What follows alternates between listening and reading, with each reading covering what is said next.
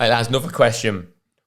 This is a good one. What was the best piece of advice you were ever given as a footballer? I mean, that is massive. Gav, go on. Don't come to me first. Dave, I've got a few. I've got one because people have asked me this before, and it's rolling on from what we just spoke about, being what you're good at. So when I was at Wolves, Kenny Jack was in charge, and an assistant manager called Joe Gallen, from QPR days and things like that.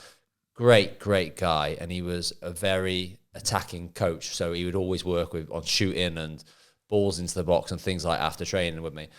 And I was in that mindset, like you said, I always wanted to improve. So I would be out after training, I'll get one of the kick balls that you just knock the ball up against. I'll be there with my left foot, trying to improve my left foot, bam, bam, bam, 20 minutes after training. And he pulled me one day and he's like, why are you doing that? And I was like, I just want to get better. Do you know what I mean? I want to get better. He goes, we don't put you in the team to pass with your left foot though. And I was like, okay. He goes, what do you mean then? I said, and he goes, well, you're in the team for your athleticism and because you'll get on the end of stuff in box. So all I want you to have training is just work on scoring goals. Arrive in the box and scoring goals. Do nothing else. Everything else look after yourself. You make sure you are the absolute best at this club at getting in the box and scoring goals. And then I look at my record from that season onwards. I'd always scored like maybe 3 or 4 goals in a season, maybe 5. From that season onwards, it was their first season at the club. This was in about sort of November, December time. I scored 9 goals after Christmas to the end of the season, League One. We were romping League One together, but then I followed up with, it was 8 goals the following season, 9 goals, 10 goals. And it was all just, everything I did was do that. Connor Cody used to stare at me after training. He's playing right back a lot, just whip balls in ball after ball.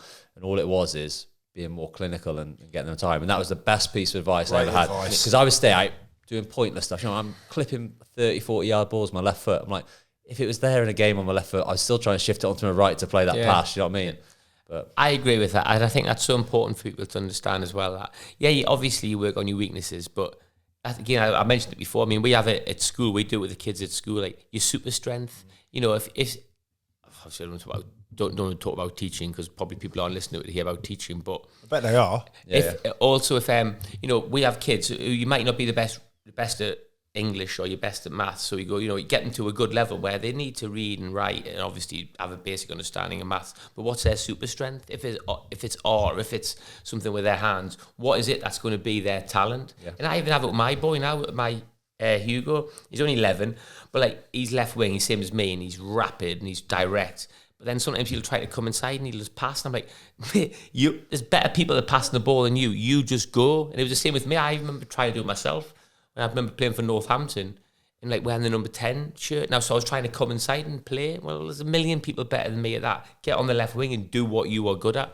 Probably what Gary Peters is. I know you're laughing about what Gary Peters' comment about you bringing the ball down and passing the fullback. But basically what he's saying is, you're here because you are unbelievable in the air. Absolutely. So stop trying to be a player, because if you're going to be a player, I can find 10 centre-halves who are better footballers. Well, you head the ball. To develop that, in the end, I snapped my cheekbone. He had Hopey, who would do that. Yeah. Hopey would head it and kick it. And I would be head it and kick it, but all a little bit on my own agenda. And Gary Peters was like, no, you don't do it when you want to do it. You do it when I want to do it. It's your super strength, innit? I think that's a brilliant bit of advice. Go on, what about you, Gav? It's advice from anybody? I think I was when I went on to be a YT, obviously got released a couple of times, ended up at Exeter, and I suppose I was so far away from home, and because I had so many promises that were taken away from me a little bit, maybe another podcast, but I was promised a lot when I went to Exeter, and none of it was delivered, and I suffered away as well from being away from home. And then when I left, again, I said it previously in some of the podcasts, obviously drifted about, went to Barnet and on trial, and then I ended up at Ipswich where my cousin was, and it was all about to happen. I was going to sign for Ipswich, and then that got dragged from me under my feet. I ended up at Braintree, and Braintree ended up just me going, look, I don't mind having a kickabout, because naively I was like, oh yeah, it's only Braintree, but actually you realise now that actually there was a lot of good pros there, like lads who had played up much higher, and they were like, you're just some little mug. Do you know what I mean? Like, you come here thinking that you're just going to run the show, you're just a little muppet who we'd rag around. But I didn't realise, you got Lee Hunter there, Lee Hunter was flipping big player at the time, and he'd come out of the game. Loads of lads like him anyway, but ultimately for me, I'd been at Braintree a couple of times and started to understand, actually, this is a half-decent level, and if I'm going to want to make any money out of the game or want to progress, I'm going to have to do well here. And then really good players that then started to join. But again, as always with non-league, you get a real mix, don't you, of like the youth coming through, a couple of lads who are established that are only ever going to be around non-league, and then some of the older guys who have played at a much higher level that dropped down. And one of them was Terry Howard, the guy obviously at Leyton Orient who got sacked at half time and whatnot. But Terry was like, it was brilliant because I sort of reconnected with him recently. And he was a massive, massive part of my life because I'd gone from just being this whole, right, we're training, we're getting on it, we're going out, we're chasing girls, we're drinking drink, we're doing all of that, this whole culture of what an old school footballer would be about. And I always remember at the time I was getting loads of attention, and it was Crystal Palace and it was QPR and all of these promises that, again, reason why I sort of decided to come away from league football to go into non-league football, I suppose, because I was a little bit like, well, I'm chasing that. I've had loads, it's been dragged from under my feet so many times. But Terry Howard, I remember, he pulled me to one side, and Terry won't mind me saying, he'd had his career, he was a little bit overweight, but was just a class act. So, you know, conducted himself impeccably, was the best at banter, was the best on the football pitch, was the best looking, was the best, just in every walk of life, he was brilliant. I remember him pulling me to one side and just saying, imagine if you took things seriously. And I was like, what? It shocked me because obviously he's still a young lad, isn't you? And I'm thinking everyone's laughing at every joke when actually people are laughing at maybe one or two of your jokes, but 3, 4 and 5, they're a little bit like, yeah, turn it in, mate. And he was just like, imagine if you took things seriously. Imagine if you actually started to conduct yourself in the right way. Imagine if you actually started to approach the game and prepare properly. Imagine if you started to recover after games properly. Imagine if you actually turned down a night out. And this intrigued me. Although I initially shrugged it off, this intrigued me. I remember we went out on a night out in Romford, and it got to about 12 o'clock, and there's a place called Time and Envy in Romford, which had a few right good nights out, by the way. And he went, going home, you coming with me? And I was like, nah, mate, I've got the flavour here. Yeah. I've got the flavour. Do you know what I mean? And he was like, nah. And he dragged me home, and I remember he was like, be quiet, wife's in bed, you're staying here, this is what you're doing. Woke up the next day and his wife made us breakfast, and he sat there and he literally went on to me for about an hour and a half about conducting yourself in the right way, being a professional. You will throw all of this away. Oh, like not the day before when he was telling me after the game, I was like, seriously, like, are we having a drink or what we doing here? And then the next, like, he dragged me that night, and like literally, you didn't want to turn him down because he's Andy. And then that was it. Then it stayed with me forever. And he was like, he spoke to me. We played. Be professional. Yeah, we played West Ham in a pre-season game. And do you remember who was the guy that played for Liverpool? Oh, I forget his name. Foreign guy. Forget. I'll bring it up at a later date. Stan Collymore. Yeah, Stan Collymore. Yeah, but he Titi Kamara. Oh yeah. He was at West Ham. Played against him, and we had a bundle. And he went into the goal. But I watched the bundle, and then the ball was there, and I just lethargically smashed the ball at him. For no reason, ridiculous, petulant, pathetic. And he got up and obviously lost his head. And then Jermaine Defoe come from that side, and I was like, yeah, what? I haven't done anything wrong. So I started to go back at him. And it was the week after that. So he'd then just gone like, it's embarrassing. It's embarrassing what you're doing. You've got all of this ability, you've got all of this potential. Actually start to take things seriously. So I would say that for me, that was the best bit of advice, is more about conduct yourself in the right way and take things seriously, because I was just so kamikaze about everything all the time. I was like, I never really believed it. And he was like, this is where you can go and what you can do. So it was great to have someone like him. What a guy, by the way. I think it's the same thing about being professional, isn't it? That's the sort of advice. I can't think of anything specific myself. I remember like lots of advice he got. You look back now and you think that was really good, but at the time you're going, yeah, whatever. I always remember one time, because I used to get like, especially at Sunderland, we had some good people there. Remember Brian Pop Robson? Yeah. Like legend. He was a Man U and all that, wasn't he?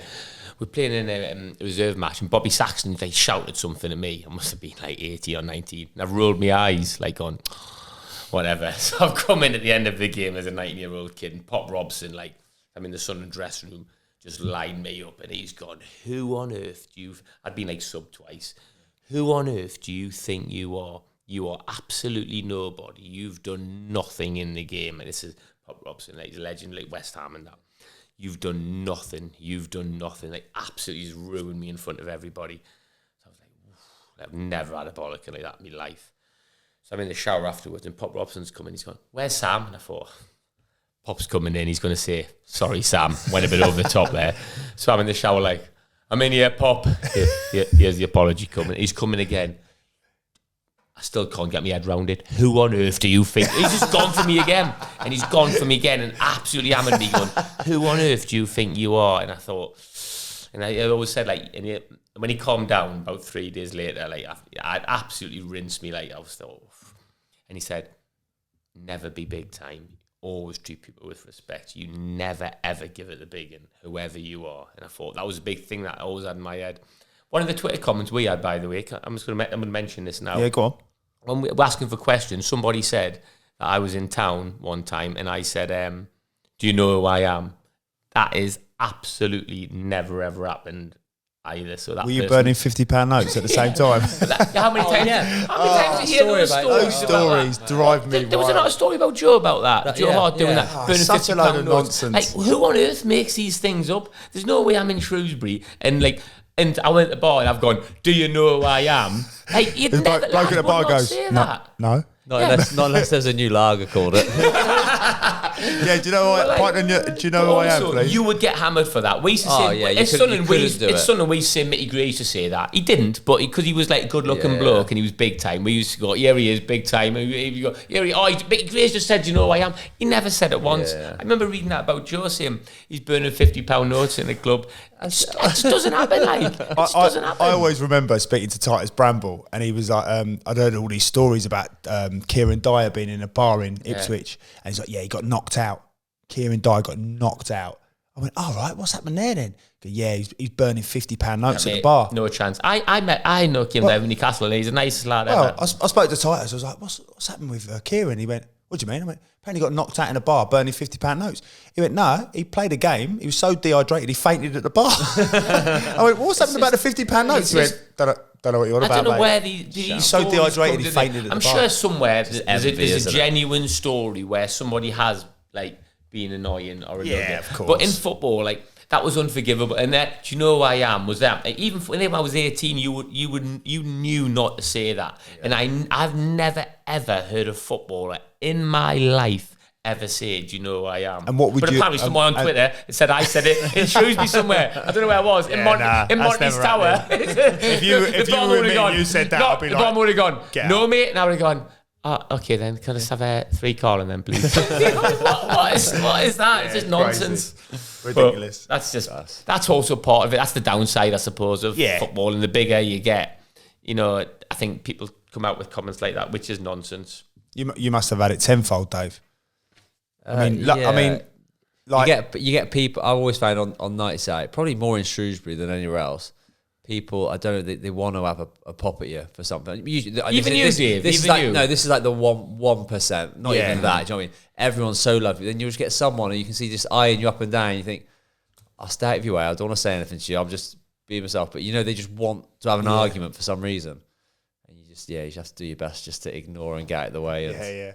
But it's ridiculous. I think that was the problem sometimes. When I remember when I first signed for Shrewsbury, I would get that. But obviously at the time, I wouldn't stay out of the way. So that was, and you get yourself in trouble. I think that was one of my first experiences at Shrewsbury, walking in, and obviously someone making a comment, and then and not really understanding, like, the fact that they didn't understand my reaction. Yeah. They sort of just expected that there was nothing going to be said. So like you say, it's being able to cope with that, isn't it? Yeah, definitely. This is a good question. How much say did you have on the contents of your contracts? Did you leave it to your agent? Did you get involved with the small details? I can tell you about my first contract with Sunderland, where I signed anyway 175 quid a week as the first year pro. But when I signed, after I'd played Ipswich and Liverpool, I got offered a new 3-year deal from Peter Reid. And he put the contract in front of me, said, this is what you'll get this year, this is what you'll get the year after, this is what you'll get the following year. There's the pen. And I just went, okay, and just signed it.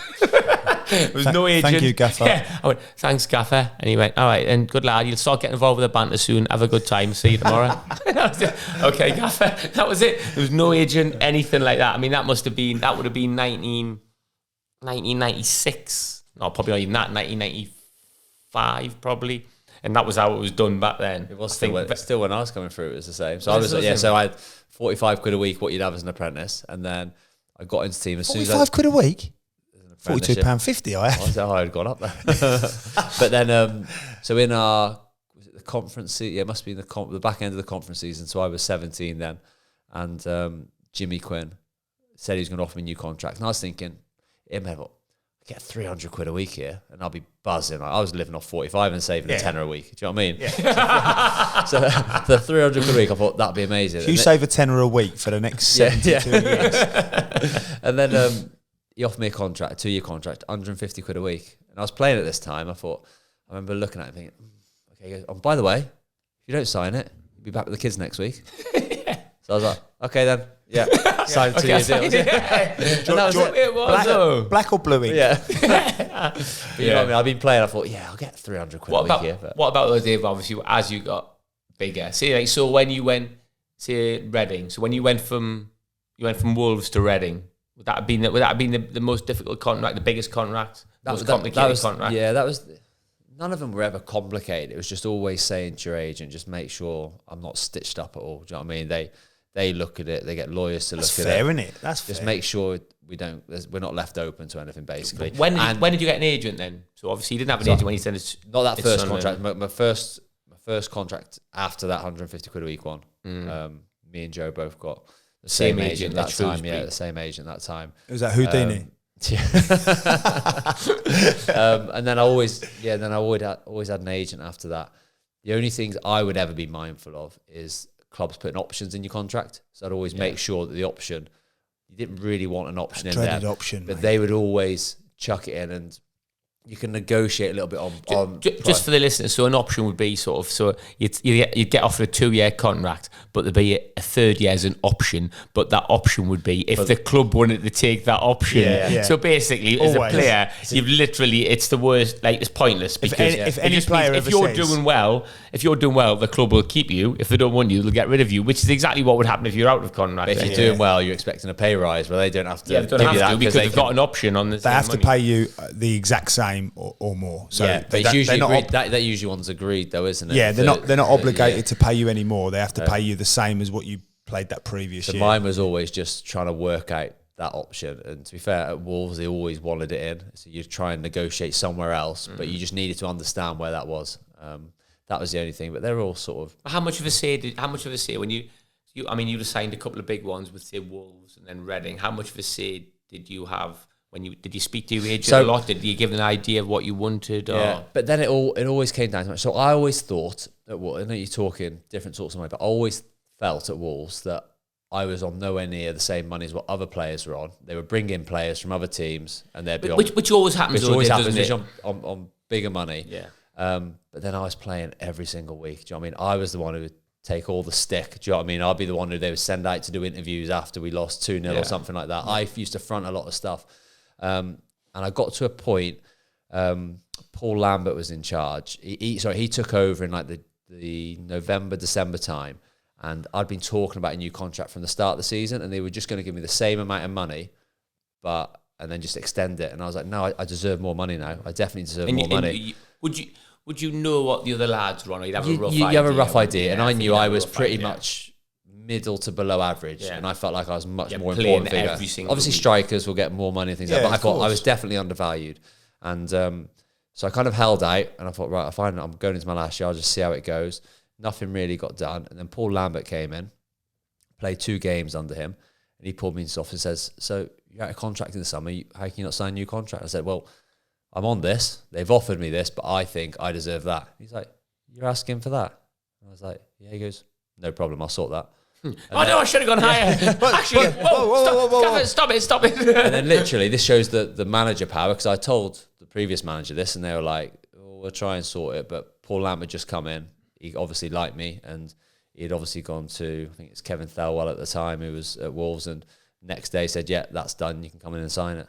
But managers will pretend it's the chairman's fault a little bit, won't they, I would imagine. Like, the manager might have gone, I can't do anything. Yeah. The chairman's on me about this. It's difficult. Yeah. I had the same. I mean, when I went to sign for Grimsby, I didn't sign. But Russell Slade, he actually said to me, Sam, we'll offer you this. I know the chairman's going to do that. But you say this and I'll knock you down a little bit in front of the chairman because it looks good. Then everybody's happy. And I was like, it's all a bit of a game. Yeah, and I thought, oh, go on then. Yeah. But So in terms of the actual, the words and in the contract and things like that, it's all pretty standard, isn't it? Yeah. You'd have like things like you can't do extreme sports and all that sort of stuff in there. But what about can't drive a moped on holiday and stuff like that. Remember that one? I don't know. I mean, I broke that one a few Yeah, times. me too. Yeah. But what about appearance money? What about when you're in the Prem? How much is appearance money compared to basic? I mean, when we were kids at Sunderland, we won massive appearance, massive win bonuses. More appearance and win bonuses were more than my basic wage. I think they were obviously a lot more than what you are in the other leagues, but they weren't like more than what your basic would have been and things like that. And a lot of it was around at Wolves in particular. You had to play so many minutes and things like that. It wasn't just like if you're in the squad you get that. You have to come on, and if you come on after 75 minutes, you don't get your money and things like that. So the amount of times we stood on the side ready to come on at 74 minutes, you're like, come on, Gaffer. He's struggling, Gaffer. Yeah. He's struggling. Literally, as soon as it turns to 70, I'll sit down now. I'm not bothered. They literally, that's it. You don't get your money. So you'll see lads warming up for like 60 and 70 minutes, going for it. Then literally, as soon as it goes past 75, they just go sit on the bench. He scored two in the last 10 minutes and win the game 2-1. Didn't get your appearance, though, did you? Yeah. But the Premier League, it's obviously more. But when I was in the Premier League, little things like Nike. If you wore Nike boots, Nike would just give you money for every game you play in the Premier League. Wearing a pair of Nike boots, you get the money, regardless if you signed with them or anything like that. Nike would just pay you for wearing Nike boots. They just contact you out of the blue, or I'll be wearing one Nike boot, one Adidas boot. But they're the thing. And change them at half time. What about Quasar? Anything from Quasar at all? But we kind of, as we missed. Say we're so lucky for what we did, but we really missed the boat. My era, in terms of the money you look at now, it's if I played in the Premier League now, in the same Wolves team I played back then, I'd have earned probably 5 times the amount of money what I earned when I was in there. But also the big thing was, so you get a kitty when you sort of get promoted, so you get a pot of money.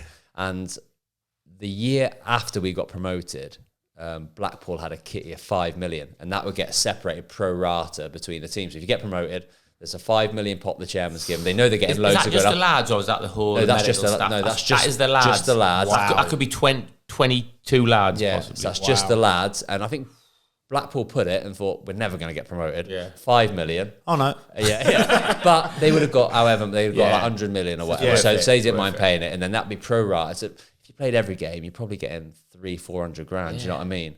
Which is like unbelievable. But good holiday, innit? And then since Blackpool did that, most teams do that sort of money. Like now, it'd be up more around 10 million now. Honestly, everyone's blaming Blackpool. Whereas we were the year. It's worth it for the club, isn't exactly. it? So it's like it's but we were the year before that, and we didn't even have a kitty. We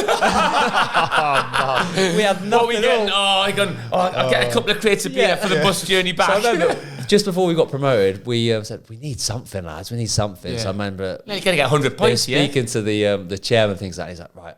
I think he put like 20 grand aside, said go to Vegas with that or something like that. And at the time we were happy with that, like hard buzzing. But literally, if it was a year later or 2 years later, I played 44 games that season. Are we going to cry a river here for Dave? But it'd be nice. But money different. I mean, when we went up as Sunderland, I remember. I think I ended up getting something like. We ended up getting something like, I think I come out with like 10 grand as a promotion bonus. But at the time, I was 19, so I'm absolutely like 10 grand. I'm like flipping it. Might as well have been 10 million. Yeah. Like, I'm like, wow.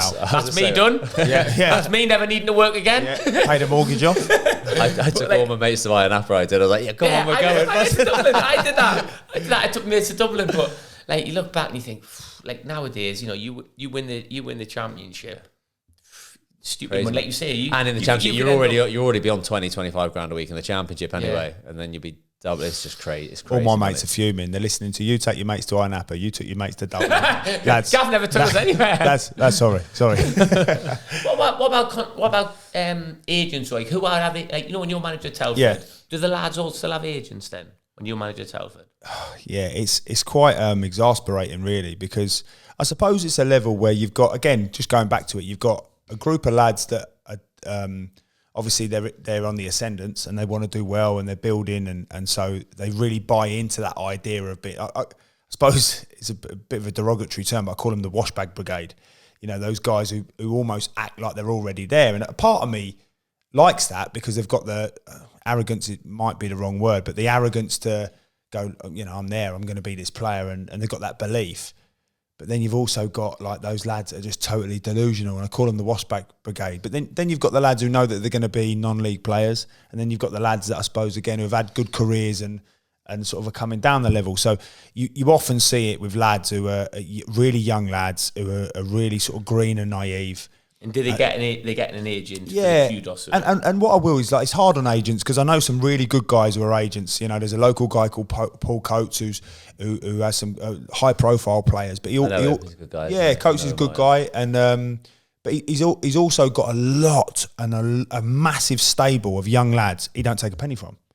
You know, so I suppose, and but he's investing his time. Yeah, and I don't know this, and there's a lot of agents as well. You know, there's like Jay Gordon who I know well as well, and like I just use those two as an example because what they tend to do is have sort of the relatively high profile ones where they make their money, and then what they do is they really invest in these young lads. But I suppose the only negative knock-on effect from that is that the young lads really buy into, speak to my agent, and I'll go, yeah, I mean, speak to your agent. We're talking the difference between 300 and 350 but we're quid, talking about 125 quid a week and a standard contract of a year. What are my bonuses looking like? Zero. Yeah. Like you're not getting any bonuses. It's not difficult. We're not Come trying in to look at and do well, and then maybe what we'll do is look at you at Christmas and go, right, well, you deserve more. And it's quite exasperating, really. And again, I suppose really I was a good example that when I'd gone to Braintree, I'd stung really early doors because I'd sort of been at Exeter. And when I went into Exeter, they'd gone, right, we're going to offer you this, and Whitey and a year pro. So obviously come out to the lads who I live with and gone, yeah, brilliant, been offered a year and a year pro. My Whitey and a year pro. So obviously signed the contract, being really nice. My dad was like, yeah, brilliant, all signed, move it. Didn't even read it. And there was no pro in there. So obviously like the lads are like all going, you lied about the fact that you had a year pro. And like to this day, me and my dad sat in there and they were like, yeah, we're offering you the rest of your Whitey and a year pro. That's where the agent has the value, doesn't it? Absolutely. That's where the value comes. I was done. Did they use agents or solicitors now? So the agencies will have solicitors and law people in the company, yeah. And like obviously me and my dad really, and like, you know, my dad will blame himself, but not at all really, because it was like £42.50 a week, then £47.50 a week, and it was 90 quid for my first year pro. So obviously I'm telling all the lads I live with and so straight away I'm on the back foot because they're going, why are you lying about getting a pro? And I'm on the phone to my dad on the payphone in the digs going, oh, that pro's not there. He's going, what are you talking about? Like, I was there. I was like, did you read it? And like, it got paused. It was like, okay, we'll go then. And he was like, well, I don't want to go. And he was like, I've moved up, I've done this. And I stung pretty early. And then funny enough, I went to Braintree and Richie Powling was the manager at the time. And he'd done the whole, he put the contract in the top drawer. So obviously he'd gone, I was like, Gaffer, I've not had the amount of money that I was expecting. He was like, oh no, it's in there. I was like, no, it's not. And then obviously this went on and on and on. And in the end, I was like, look, I'm going to have to phone the PFA or the FA or whoever to back my contract. And he went, oh, this contract?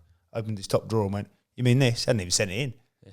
So obviously, again, like I started to think, oh, hang on a minute. But I never really believed that. I always felt as though I had the capability to go in. I held my own. But then when I got into the league and started to talk sort of bigger money, I felt as though then my cousin at the time had a good agent called Terry Rowe. But Terry spoke really quick, so I never understood anything that he ever said. So he'd go, yeah, I've just spoken to Notts County Insurance on there, so the Shrewsbury and the county and on the far side, so you can make sure you're ready. And I'm going to get you a year, going to get you an option, and almost like he'd be like, and it's coming on the outside, it's coming on the inside, it's coming on the outside, you know, like he's almost commentating on at Cheltenham. And every time I got off the phone, I was like, what on earth he just said? So I just had to trust him, and he got me a great deal at Shrewsbury, and I'm in debt to him for that, and couple of moves, and then in the end obviously went back into non-league. I was like, I don't really need an agent. And like people would say, are you talking about half decent money there, you know, money that people can pay mortgages with and make a living for? And I was just like, I can do this. Because again, like you say, it's very basic. Look, what am I going to get? Am I going to get a year? Am I going to get appearance money? Am I going to get a clean sheet? Am I going to get a win bonus? Are we going to have a team win bonus? You've got to be careful, though, haven't you? Yeah. Because the option thing was the only thing I ever... If you've got an agent, though, and he's got like, if an agency, they've got a stable of 50 players, they know what everybody's getting, so they can pretty much tell you what... But you expect an agent to be able to, if you're out of contract, to be able to sort you out a club, and that's what you want them for. And that's the one thing which really let me down. So when I left Wolves, it was kind of happened really quickly, and all of a sudden they'd accepted a bid off Reading. I remember speaking to me, he's like, yeah, it's a great deal. Go down to Reading, you'll love it. I was like, you spoke to anyone else though? He was like, yeah, but Reading's the best one, kind of thing. And I kind of just took their word for it and went down. It was a great deal, and it was a great club. It wasn't right for me at all because of there's so many logistical things, which it wasn't the right move for me. But all happened in a weekend, went down and did it. But then about 3 weeks later, we're playing Cardiff at the Madejski Stadium, and I'm stood in the tunnel ready to go out for the warm-up. And Kevin Blackwell, who was my manager at Luton, he was the assistant manager of Neil Warnock at Cardiff. He comes to me and says, Dave, we didn't know he was available. He says, why on earth didn't you give me a ring? No. And Cardiff got promoted to the Premier League that year. Yeah. But I don't think they'd have been able to offer me the same money. But I knew for a fact the way they played suited me so much better Cardiff, than what Welsh Reading did. International. Cardiff, Wales.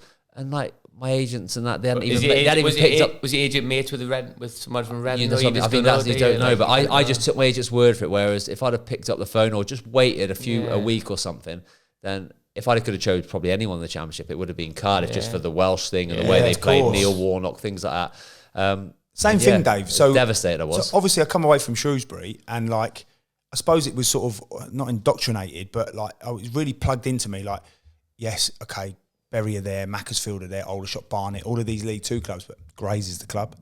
And financially, I'm not going to lie. Financially, it was astronomical. More again, financially, if you're getting the most money there, then that's your agent's going to be getting the most money off, isn't it? Well, exactly. And it was like back to Essex as well. Yeah. So all of these things were sold to me, and I was like, and I remember this is when Gary Peters had said to me, "Don't do it, and he was saying, no. I was like, Gary, listen, good luck.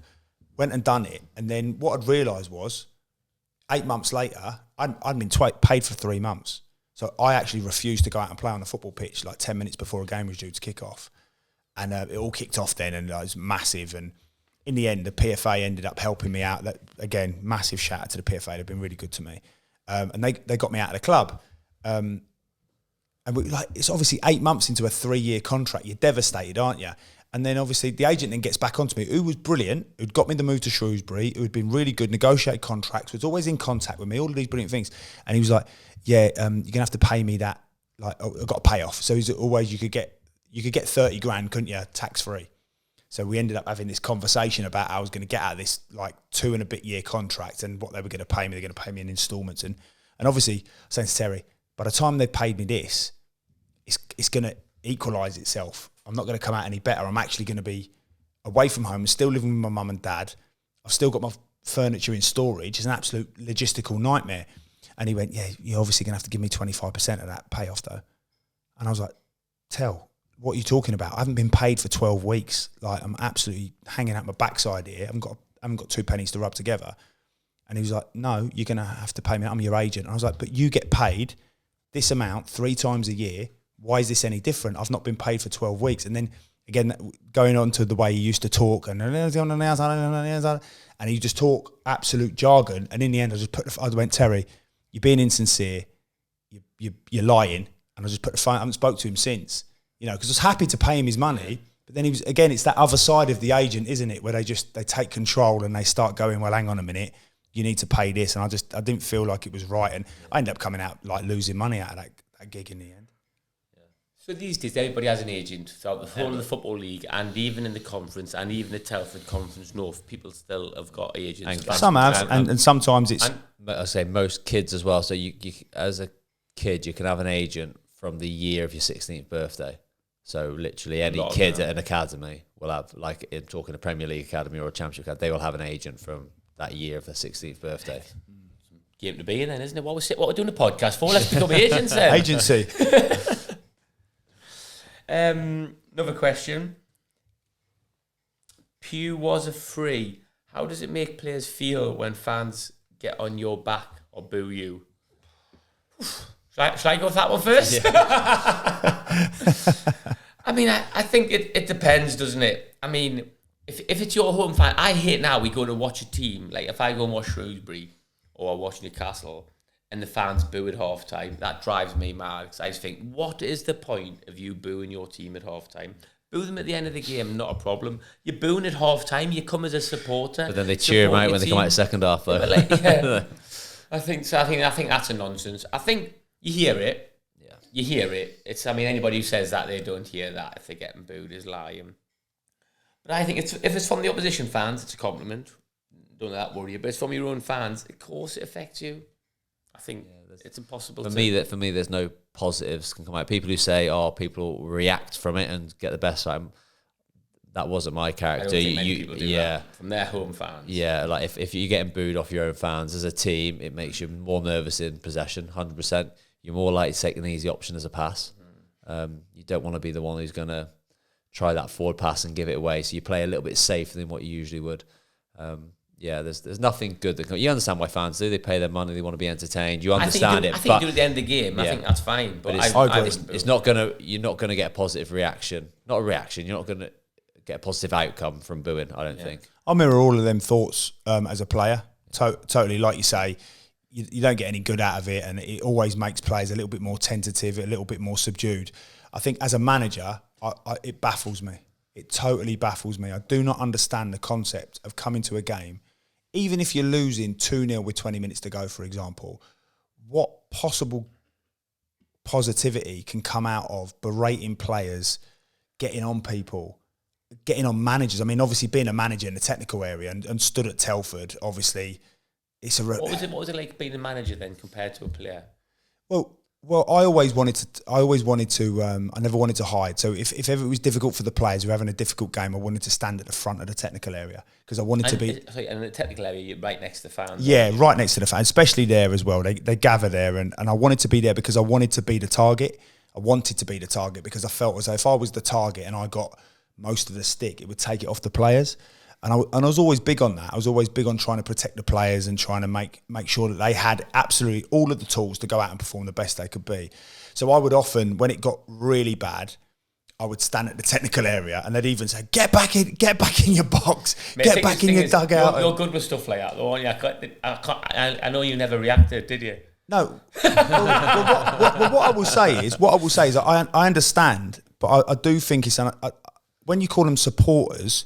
And I don't want to take that away because it's their club and it's their love, it's their desire. Yeah. But it's an unhealthy relationship with football because, like you rightly say, if they support the team all the way up until 95 minutes and then have their say, and they I get that. I totally get that. But in the moment, I remember being the manager at Telford and we'd had 3 games on the spin. We'd won 3 games on the spin and then we had a home game. And then we went 1-0 down in a game after 5 minutes. And I cannot tell you the amount of abuse I got. We've won 3 games on the spin, gone 1-0 down. It's like circumstantial, isn't it? Like football is precarious. Gone 1-0 down. We dominated the first 4 minutes, and then they just gone up the other end. Caught us on a counter. Obviously devastated, but long time to recover, isn't there? Long time to adjust, understand what the opposition are doing, try and make a few adjustments to get right. And it's just this, sort them out, Cowan. It's not good enough. You know, just this berating, just constant. And in the end, and you say about reactions and that, I think what you have to do is you try and overcome it for as long as you can. And in the end, because it's so on top of you, my whole thing was like, if I can't handle fans at this level, how can I ever expect to be at a high level? You know, like think about what Klopp's got. Klopp's got 10,000 behind him. I've got 10. You know, 10 guys. You're trying to start fight with every single one of them. Yeah. I'm like, yeah, of course. And the thing is, you do get frustrated because you think if the barrier wasn't there, you wouldn't say a thing. You know, and they almost feel like entitled to be able to say those things.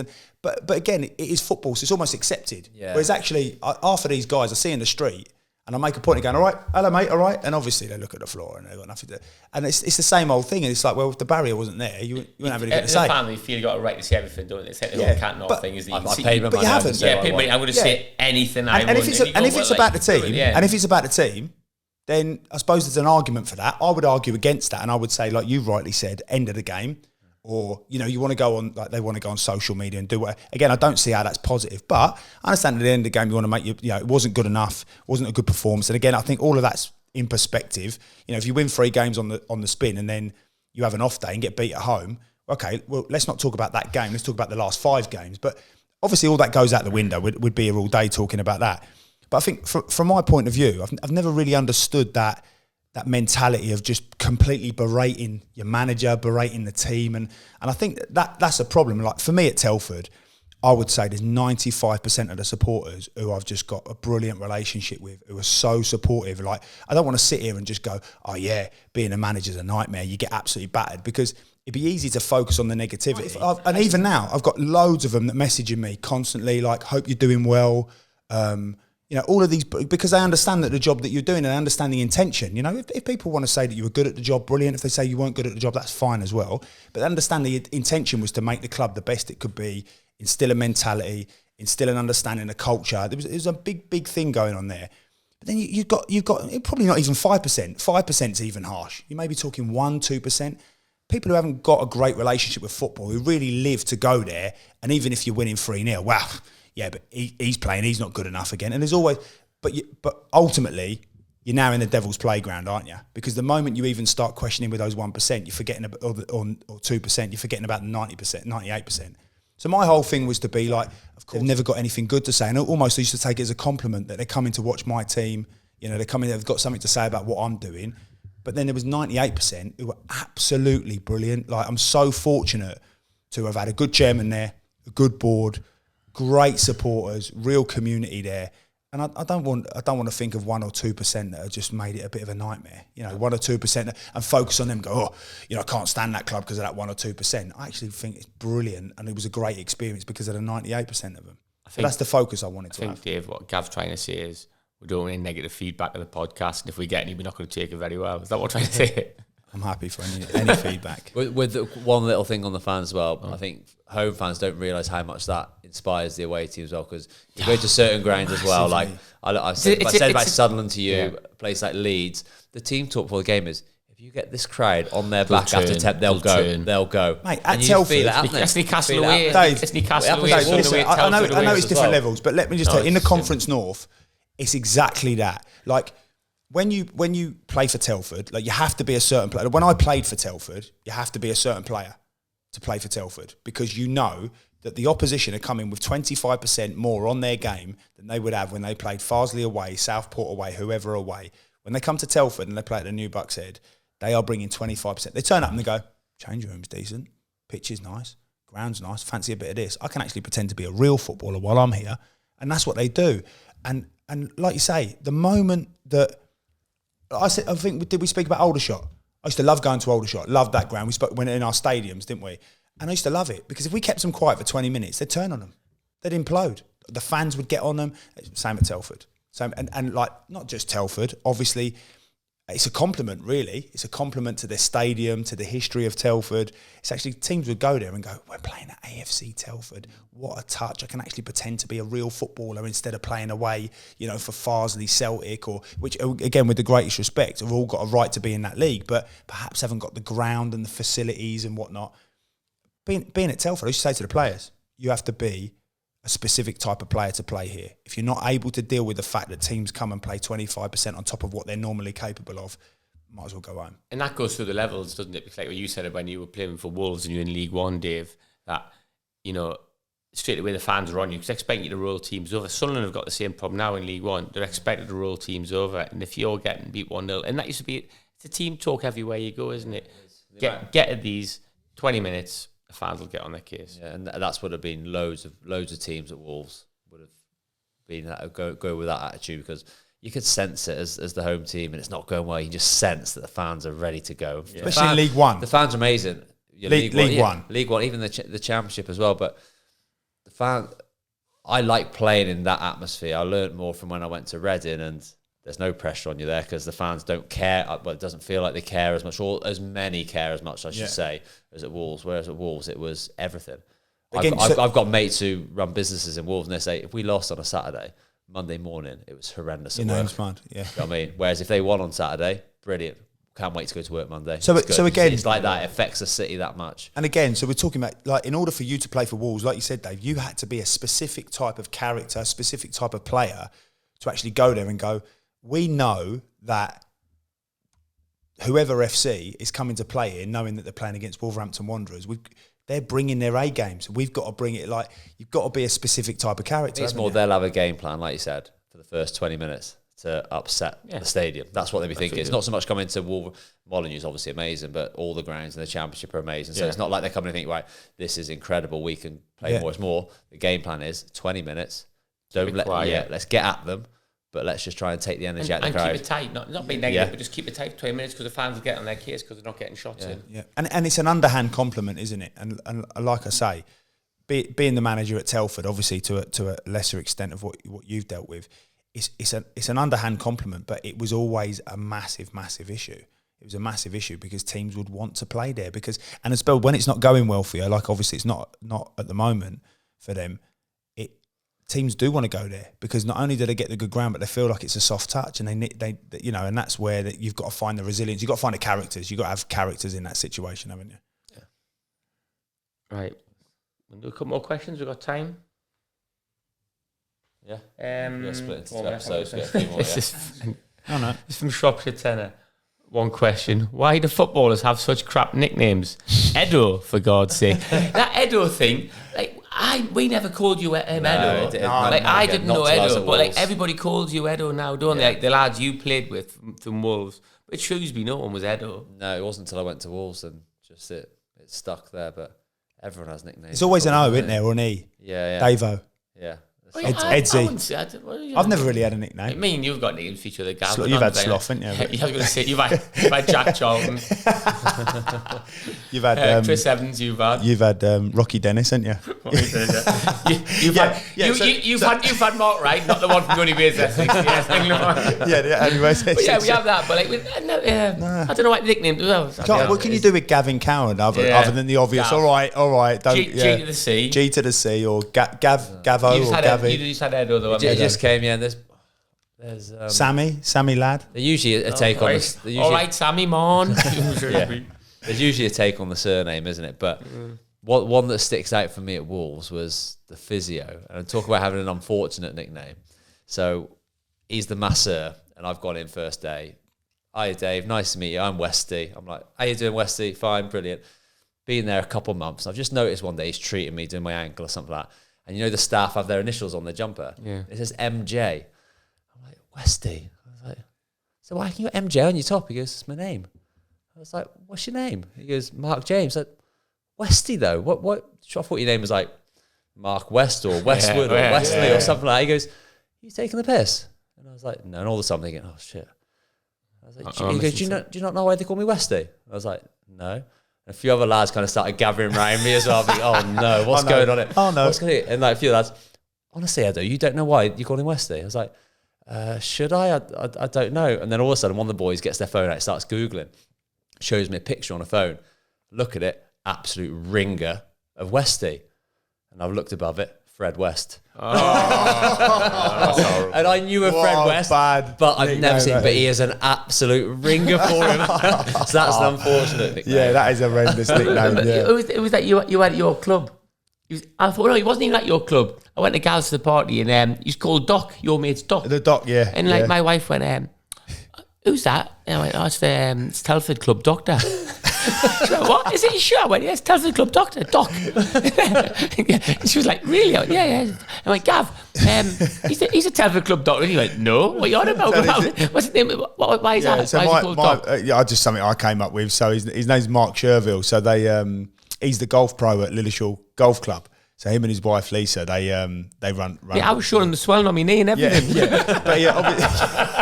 You had your rash out. Mate, can you have a look at that? You got any cream for this, mate? He's like, who's your mate? Who's your mate, Gav? Give us a strap in on this. I don't know what you're on about, mate. Mark and his wife Lisa run they're both golf pros. Both been on the PGA Tour and run Lillishall National Golf Club. And I was introduced to him, but he does a lot of life coaching as well. So obviously, performance coach, a lot of performance coaching. So understanding the person, the player. And I just felt when I went into Telford, obviously it was something that I needed to try and get around. So I had good staff, but without touching on it too much, me and the staff had agreed to sort of put our wages back into the playing budget in the first year.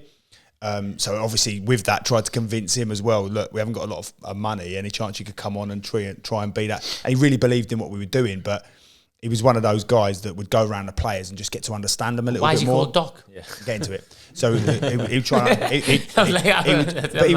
It's really simple. It's a bit boring at the end of the day, but he would just speak to the players, try and understand them a little bit more, feedback to me, understand what they've been doing at home and all of that. And he would just like things would be better when he would speak to the players. So he would almost make everybody better, feel everybody better. So I just call him the doctor because obviously he would always. Oh, right. So it was based on him being a doctor. Yeah, so basically. I'm not a million miles away. No. So he was the doc. Yeah. So I ended up just giving him the nickname Doc. So in the end, like you say, Dave, a lot of the players would come in and be like, call him the Doc, and someone would call him Mark and go, why did you call him Mark?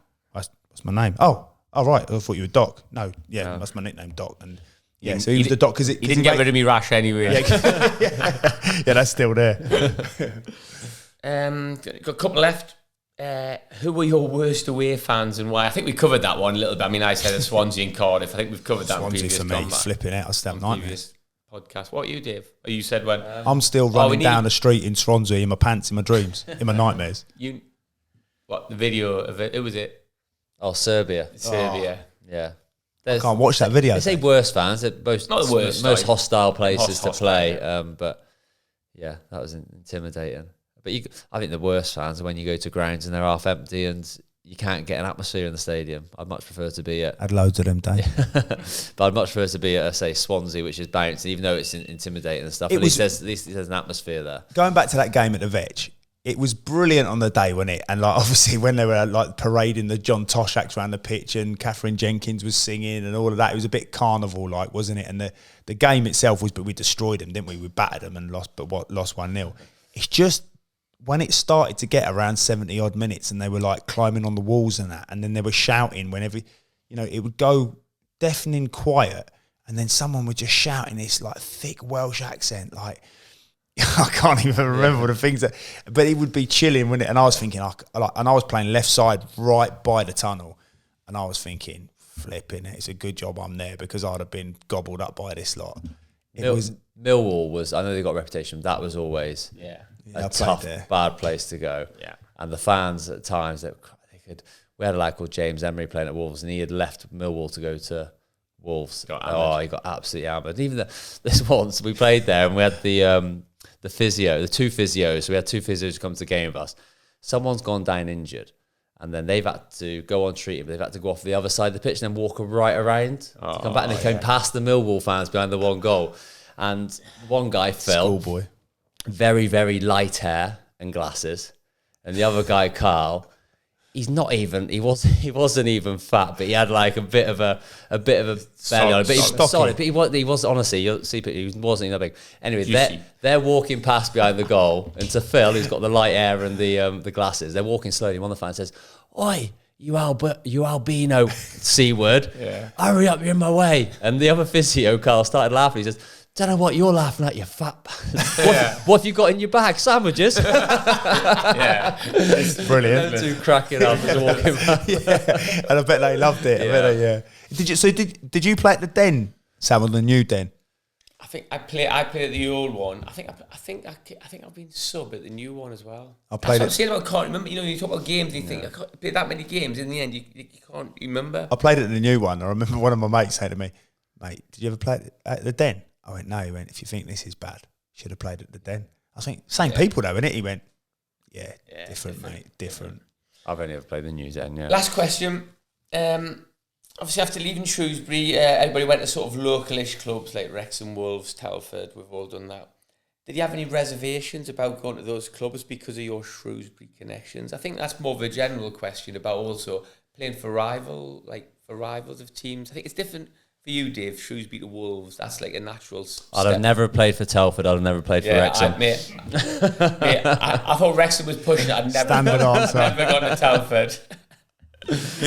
Yeah. No. I think as a player, you just view it completely differently, don't you? I mean, I also as well. I was from Newcastle and played for Sunderland. Well, people in Newcastle would go, "How could you ever play for Sunderland?" And I was like, "Well, if Newcastle would give me a 3-year contract, I'll sign there." But Sunderland have, so I'm going to sign there. Yeah. Like, I remember it's just different, isn't it?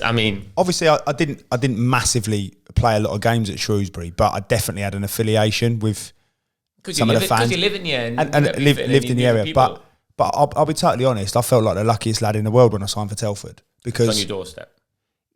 Partly, but it's the stadium, innit? It's like I'd made a decision that I was going part-time, And if you're gonna play part time, and I'd consciously made that decision and turned down full time offers. If you're gonna play part time, wow, it's 10 minutes from my house. It's a proper stadium with a proper fan base, and I loved the place. Yeah. I used to love running out there, and I think when I played there, we had like 2,500-3,000 people every week. And I was lucky enough, I say lucky, like my mate Stewie Whitehead, obviously, who played at Shrewsbury, he'd got injured. So they'd give me the armband. So I'm like leading the team out and going, right, well, if I've decided to come away from full-time football because, again, for the reasons we've discussed previously, and I'm going to play someone part-time, this is where I want to do it. And honestly, that season was one of my favourite, best. The memories, the fans, the players I played with, all still in contact now. Absolutely loved it. Went into the next season, felt like it was taken away under my feet. Like it all come crashing down on me. Felt as though was totally fed to the supporters that I'd left for money, which definitely wasn't the case. And thankfully I was able to go back. Also, I'm not even having that. Like, what other job do you get slagged off for leaving somewhere for money? I mean, that's ridiculous. Yeah, if under the cosh come in for me and offer me $5,000 a week instead of what I'm getting now, which is zero, I'm off. See you later, lads. I'm on under the cosh.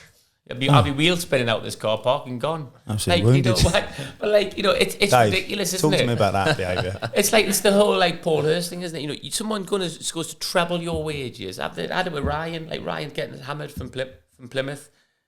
Moves back home, league above, probably on 3 times his money. Who's going to say no to that? Yeah. Alan from Johnson's Cleaners, right? If someone comes in from Smith's Cleaners and offers to treble his money, guess what? Alan's going to leave. Yeah. Of course it's because you've got a family and everything to look after. It's the most ridiculous thing in the world. I suppose... You're embarrassed there for leaving for money. Players are embarrassed to say, going for more money. But that was the point, though, for me. That's all under the cosh ringing. If it would have been the case, I would have owned it, but... I think by the time I'd done the travelling, I was coming away. But I think because we just had probably the most successful season in the club's history, and because we'd gone into the next season, there was definitely that hangover feeling. I always remember just thinking, it's been taken away from me. And the way it was done was really unjust. I won't go into detail, but it was horrible. The way it was done, really unjust, really snidey and that. And I was offered a contract the year before for the following season, which just got taken away from me, blagged, lied to, and all of the above. So that was, but it was nice to go back, obviously, as a coach and a manager, to be able to sort of meet all of those people, explain the situation. But I'll be honest, I'm very, very in debt to Shrewsbury for bringing me here. I love the club, love the fact that they were probably well. You still jumped to Telford. They brought me to the county. I'm very in debt for all of that. Totally love taking my boy to watch him and all of that, but. I absolutely was buzzing when I played for Telford and really enjoyed playing for them, loved managing them, everything about it. And I suppose it's when you're an outsider in terms of a foreigner, if you like, you don't understand that line, that imaginary line that sits between those 10 minutes. Did you have any reservations at all, Sam, about Wrexham, or did you not really know of any rivalry or anything like that? I knew there was rivalry, but also I just thought, it's family. I wanted to stay I love Shrewsbury, love living in Shrewsbury. Got my wife and my kids all love Shrewsbury. Chance to play for Wrexham. I'm going to play for Wrexham. It's just, where else am I going to go? Didn't really have I can't remember what other offers I had at the time, if any. But, looking at other things, when I signed for Tranmere, things like Yeovil, I've mentioned before, Yeovil, Grimsby, they're all massive upheaval for my family and the kids. So if I can stay where I am, staying in Shrewsbury. So is it different? Is it different then? Obviously, because like you say, it's so different for a lower league player. I'm not going to Yeovil. If I've got to sign for my rivals, I'm not taking my family, my kids out of school. But is it different if you play for Everton and you sign for Man United? Yeah, it's different at the very top. I think you've really got to think about a lot more stuff rather than I'm going to go from Liverpool to Everton because it's close to my house. Do you know what I mean? It don't work. The money doesn't really become as much of an issue then. I think you're more worried about your families that aren't you, and things like that because. Like when I signed for Telford, obviously then I started my degree, started a different life. It was all convenient for me, my family, all of the above. It wasn't to go, flipping, because I've left them, I'm going to stick one on them. It was just look, I've got to do this for myself and my family.